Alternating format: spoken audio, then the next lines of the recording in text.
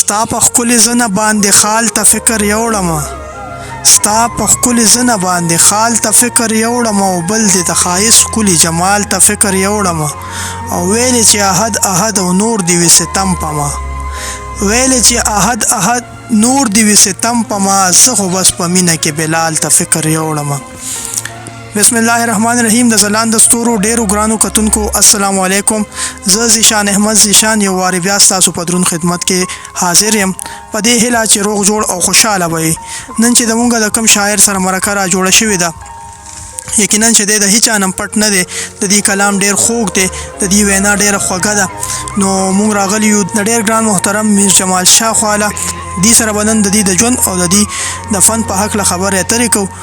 ډیره مننه کوم تاسو چې موږ ته خپل قیمتي وخت راوبخلو. مننه کوم زیشان صاحب تاسو او د وصال احمد صاحب مننه کوم چې دلته راغی او موږ له خپل وخت راکو او زموږ د ادب یا زموږ په ادب کې د هلې ځلې تاسو عوامو ته او خلکو ته وړاندې کوئ نو تاسو ډیره مننه کوم. ډیره ښه خوشحاله شي. دا راته ووایي تاسو خو د هیچا نم پټ نه یي خو خپله پېژنګلو را سره په خپله خوږه ژبه باندې وکړو. ډیره مننه زیشان صاحب. زما نوم میر جمال شاه دی او د اچینی بر اچینی سره تعلق لرم او په ادب کې ادبي ماحول سره مې تعلق دی. ادبي کورنۍ ورته ویلی شي او تعلیم مې ایم اے اردو کړې ده او په خپل کلي کې پرایمري سکول دی د هغې پرنسپل یم په هغې کې هلې ځلې کوم. دا راته ووایي جي چې د شاعرۍ شروعات هم د کله نه وکړو؟ ډېر ښکلی سوال مو کو. د شاعرۍ شروعات زما عمر تقریبا 28 کاله دی او د شاعرۍ شروعات په مې د بچپن نه چې کله نه مې پویه حاصله کړې ده او پوه شوی یم نو د شاعرۍ شروعات مې کړی دی او د هغې لویه وجه دا ده چې زما په کور کې زما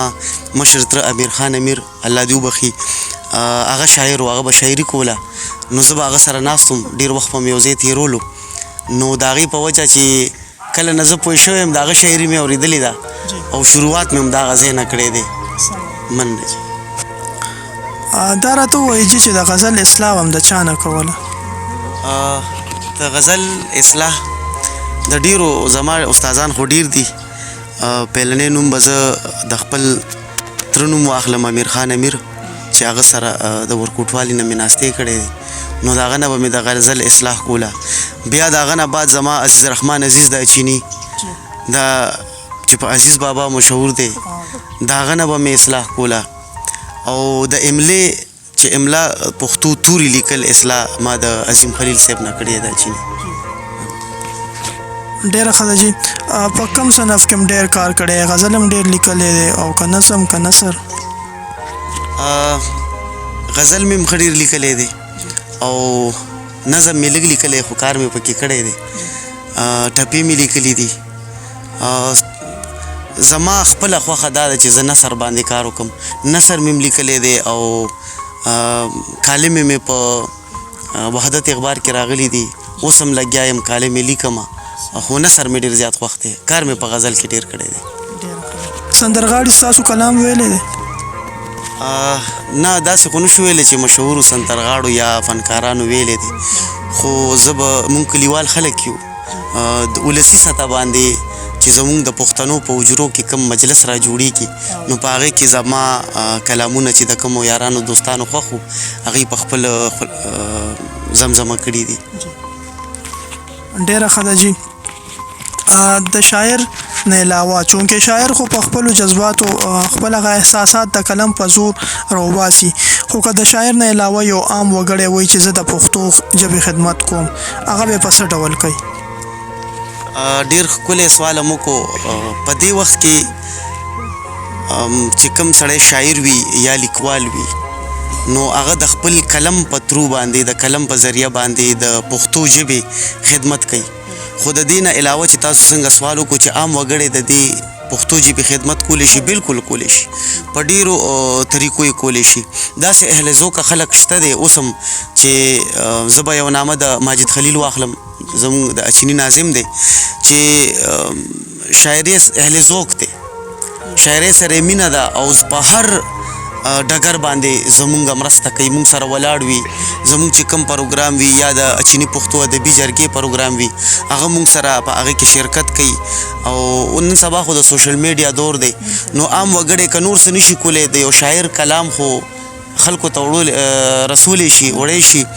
نو په هر ترو باندې چې د پښتو ژبې سره د مورنۍ ژبې سره مینه کوي نو هغه ته اوس هېڅ ستونزه نشته دی کلم ورسره شته دی شکر دی پښتانه تعلیم یافته دي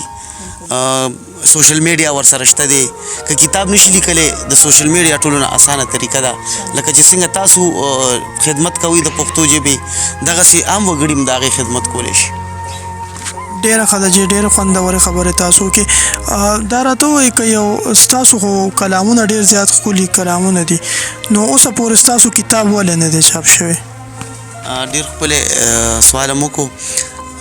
کتاب چاپ کول ته تذکره زما په لاس کې ده د هوا چغې اورېدل غواړي مؤلف یې عظیم خلیل صاحب دی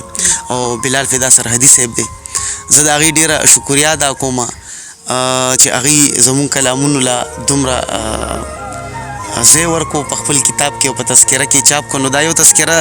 چې هغې کې د موږ د 1400 شاعرانو ملګرو کلامونه دي دې کې مې ځای شوي دي باقي د خپل کتاب د لیکلو نه مخکې کوشش به کوم چې د خپل تره امیر خان امیر کتاب چاپ کړم او بیا به ورپسې انشاءالله خامخا زه خپل کتاب چاپ کوم دا راته ووایي چې د ادبي ټولنو کې ناسته د یو نوي شاعر دپاره څومره ضروري ده ستاسو ډېر ښکلی سوال وکړو چې ادبي ټولنې څومره دي نن سبا زه چې کله ما کلامونه لیکل نو تره سره به مې چې اصلاح کول د هغې نه علاوه ما غوښتل چې زه نور استادانو سره هم اصلاح کړم نو د هغې دپاره به زه بیا فکرمند وم چې زه چېرته لاړ شم کوم استاذ ته لاړ شم ځکه چې په یو کلي کې ټولنه نه وي زمونږ د اچیني پښتو ادبي جرګې ټولنه وه خو څه د ستونزو ښکار شوې وه نو د هغې د وجې نه ما خپل تره ته ویل چې دا به څه کېږي نو د فدا متوحر ادبي جرګې ټولنه وه چې ما ته یو پلیټفارم میلو شو او هغې نه ما خپله اصلاح وکړه نو دغسې د عام کسانو له پکار دی چې نوی شاعر راځي چې د هغه دپاره دا کم ذمیوار کسان دي نو زاړه شاعران دي په پښتو ژبه کې کار کړی وي چې په هر کلي سطح باندې خو کم از کم یو ټولنه وي چې په هغې کې دا نوی شاعر د زده کړې کوشش وکړي او هله میدان ته راوځي خوندوره خبرې تاسو کې دا راته ووایي په کوم صنف کې تاسو خو ډېر کار کړی په نظم کې هم کار کړی دی په غزل کې هم کار کړی نو دا راته ووایي پښتو ادب کې په کوم صنف کې تاسو ته کمی ښکاري چې په هغې کې د کار وشي اصل کې د پښتو په صنفونو کې په غزل کې ډېر زیات کار شوی دی حمزه بابا پکې ډېر کار کړی دی خاطر افریدي صاحب پکې کار کړی دی داسې نور ډېر دي لوی لوی شاعران دي چې کارونه پکې کړي دي زما په ذهن باندې زما په خیال باندې چې په آزاد نظم باندې دي کار وشي او د آزاد نظم نه زیات دی بیا په نثر کې کار ولی شي ځکه چې په پښتو ژبه کې کتابونه راځي خو د شاعرۍ ډېر زیات راځي د نثر کتابونه ډېر کم راځي اوس حنیف خلیل صاحب دي او نور پروفیسران ډاکټر سیماب صاحب دی دغسې خلک دي چې هغوی نثر طرف ته کوشش کوي زه به د پیشتخر واجد ودان خلیل صاحب یاد کړم چې د نثر کتابونو ته پام دی نو زه غواړم چې په نثر کې دې ډېر کار وشي ډیره مننه کوم چې ستاسو د وخت راکولو ستاسو کلامونو ته غوږ یو غواړو به چې خپل تازه کلامونه را سره شریک کړئ یم فکرمند چې مې د کلي شوي حجرې ورانې یم فکرمند چې مې د کلي شوي حجرې ورانې د پښتنو د پاک وطن ښکلې کوڅې ورانې شعر دی چې ورانې آبادي کلی خار شو خار بازار جوړ شو ورانې آبادي کلی خار شو خار بازار جوړ شو دغه لالچ کې کړلې خلکو ادیرې ورانې او ډېرې مودې وشوې چې مور یې خواله نه رادرومي ډېرې مودې وشوې چې مور یې خواله نه رادرومي ځکه پرتې یې دي په قبر نن څېرې ورانې زمونږ په دین کې خو د امن اذانونه کېږي نو دا پسې یې کړلې مونږ له مدرسې ورانې او زمیر جمال پزله کې نور د ستابیا نه لرم زمیر جمال پزله کې نور د ستابیا نه لرم چا مې د خوار نصیب تکړی دی خیره ورانی مننه جی په تذکره کې دا کلام چاپ شوی دی زما خپلم ډیر خوښ دی چې پکې بعد د پسرلی نه لګي زما بیا داسې زندگی نه لګي چې پکې بعد د پسرلی نه لګي زما بیا داسې زندگی نه لګي دا چې شاکړې راته هر ځای کینی دا چې شاکړې راته هر ځای کینی اوس یې زما سره بیخي نه لګي او پسرو لاسونو دی ګل مه ماتوه پسرو لاسونو دی ګل مه ماتوه بیا پکې پته د ازغي نه لګي پسرو لاسونو دی ګل مه ماتوه بیا پکې پته د ازغي نه لګي څوک چې د بل پر رضا ژوند تېروي وصال صاحب تاسو ته یې ډالۍ وي څوک چې د بل پر رضا ژوند تېروي د هغه خلکو سر تندي نه لګي او پښتنو تاسو لر او برو خوړئ پښتنو ته دې ډالۍ وي پښتنو تاسو لر او برو خوړئ دلته د بر او کوس کندي نه لګي مننه جی پښتنو تاسو لر او برو خوړئ دلته د بر او کوس کندي نه لګي د هر یو جام سره ستا نوم اخلي د هر یو جام سره ستا نوم اخلي بس دا عادت مې د ساکي نه لګي او قسم دې ومنه چې ستا په وجه قسم دې ومنه چې ستا په وجه د میر جمال او اچینی نه لګي مننه جی مهرباني مننه وی انتظار دې سرو لمبو سره بلد یم انتظار دې سرو لمبو سره بلد یم عشق ستا د ناکردو سره بلد یم زه د ګل د بویولو توان لرمه زه د ګل د بویولو توان لرمه په چمن کې د ازغو سره بلد یم او چې میخه په وینو سور کړي نو ستا نشي چې میخه په وینو سور کړي نو ستا نشي ستا د چم لوی وړو سره بلد یم او چرته نوی غم راولیږه دلبره د پخوانه شوګیرو سره بلد یم مننه جی چرته نوی غم راولیږه دلبره د پخوانه شوګیرو سره بلد یم په خبرو د غماس کله پوهیږم په خبرو د غماس کله پوهیږم زه سړی یم د سړو سره بلد یم مننه جی په خبرو د غماس کله پوهیږم زه سړی یم د سړو سره بلد یم که رکیب مې لیونی مرګ پسې ګرځي دا شعر د ذیشان صاحب تاسو ته ډالۍ وي که رکیب مې لیونی مرګ پسې ګرځي اچین خیل یم لیونو سره بلد یم مننه جی که رکیب مې لیونی مرګ پسې ګرځي اچین خیل یم لیونو سره بلد یم او خبر شوی یم چې یار مې اثري دی خبر شوی یم چې یار مې اثري دی میر جمال د خاپیرو سره بلد یم مننه جی میر جمال شاه صاحب ستاسو کلامونه ډېر ښکلي او نوي کول ته څه پیغام ورکوئ مننه کوم زیشان صاحب زه په خپلم په نوي کول کې راځم نو ما ته چې کومې سختې مخې ته راوړاندې شوي دي زه به په هغې خبرې وکړم چې نوی کول دی د دې خپلې مورنۍ ژبې د دې پښتو ژبې خدمت وکړي دا دې نه وایي چې مونږ که زیاتر مونږ وګورو مور او پلار بچي له د انګریزۍ په تعلیم باندې زور ورکوي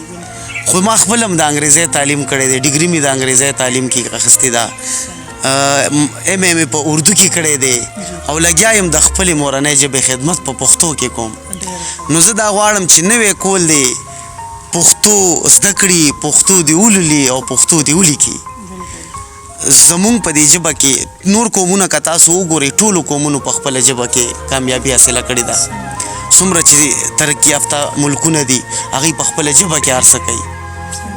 نو زه دا غواړم چې زمونږ هم یو قوم دی پښتانه په لر او بر په ډېرو ځینو کې خواره دي چې پښتانه دي د پښتو ژبې خدمت وکړي پښتو ژبه دې ووایي پښتو ژبه دې خوره کړي مننه کوم چې میر جمال شاه صاحب ستاسو ډیره مننه کوم چې مونږ ته خپل قیمتي وخت روبخلو په خپل راتګ هم زموږ پروګرام نور هم ښکلی کو د وصال صاحب هم ډیره مننه کوو چې د کیمرې شاته خپل خدمات سره انجام کوي انشاءالله بیا به راځو د یو بل پروګرام سره د یو نوي شاعر سره تر هغې پورې د الله په امان